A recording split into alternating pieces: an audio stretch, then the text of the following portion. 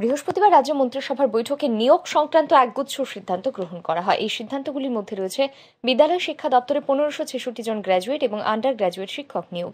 এর মধ্যে গ্র্যাজুয়েট শিক্ষক 467 জন এবং আন্ডার গ্র্যাজুয়েট শিক্ষক 1099 জন। অবিলম্বে এই শিক্ষক নিয়োগ করা হবে। সংশ্লিষ্ট বিষয়ে অর্থ দপ্তরের অনুমোদন পাওয়া গেছে। শুক্রবার মহাকরণে সাংবাদিক সম্মেলন করে মন্ত্রিসভার এই সিদ্ধান্তের কথা জানান রাজ্য মন্ত্রিসভার মুখপাত্র তথা পরিবহন মন্ত্রী সুশান্ত চৌধুরী। মন্ত্রী আরও জানান, সারা রাজ্যে 125টি বিদ্যাজ্যোতি স্কুল রয়েছে। সিবিএসই পরিচালিত এই স্কুলগুলিতে স্থির বেতনে 112 জন স্পেশাল এডুকেটর নিয়োগ করা হবে। এই প্রসঙ্গে তিনি আরও জানান, এর আগেও বিদ্যাজ্যোতি স্কুলগুলির জন্য 200 জন স্পেশাল এডুকেটর নিয়োগের সিদ্ধান্ত নেওয়া হয়েছিল, কিন্তু তা পূরণ করা সম্ভব হয়নি। মন্ত্রী আরও জানান, আরডি দপ্তরে 198 জন ডিগ্রি এবং ডিপ্লোমা হোল্ডারদের নিয়োগের সিদ্ধান্ত নেওয়া হয়েছে। এর মধ্যে 105 জন ডিপ্লোমা হোল্ডার এবং 93 জন ডিগ্রি হোল্ডার নিয়োগ করা হবে।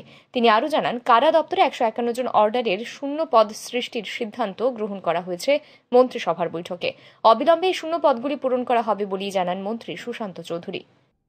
এবং তার আগেও সিদ্ধান্ত গ্রহণ করা হয়েছিল, 200 পোস্ট ক্রিয়েট করা হয়েছিল বিদ্যাজ্যোতি স্কুলের জন্য, কিন্তু এই 200 পোস্টের মধ্যে সবগুলো নিয়োগ করা যায়নি।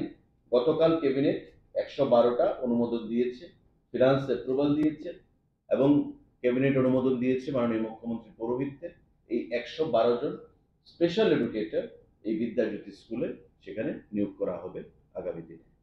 তো স্কুল এডুকেশন ডিপার্টমেন্টের আপনারা দেখলেন যে 112, তার আগে আমাদের 1566 জিটি এবং ইউজিটি টিচার, এবং আরডি ডিপার্টমেন্টে 198 ডিগ্রি এবং ডিপ্লোমা হোল্ডারদের জন্য 105 এবং 93 টোটাল ডিগ্রি এবং ডিপ্লোমা সিভিল ইঞ্জিনিয়ারের জন্য চাকরির যে সংবাদ বা অনুমোদন সেটা গতকালকের ক্যাবিনেটে প্রদান করা হয়েছে।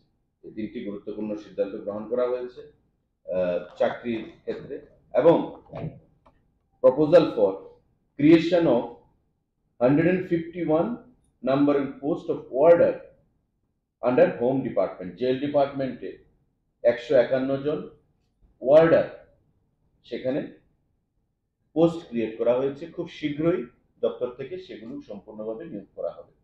সাংবাদিক সম্মেলনে মন্ত্রী সুশান্ত চৌধুরী জানান, উদয়পুরের মাতাবাড়ির সন্নিকটে বন্দোয়ার এলাকায় শক্তিপীঠ প্রজেক্টের জন্য স্থান নির্বাচন করা হয়েছে। এছাড়া পর্যটন কেন্দ্র নির্মহলের উৎকর্ষ বৃদ্ধির জন্য 75 কোটি টাকার প্রজেক্ট গ্রহণ করা হয়েছে।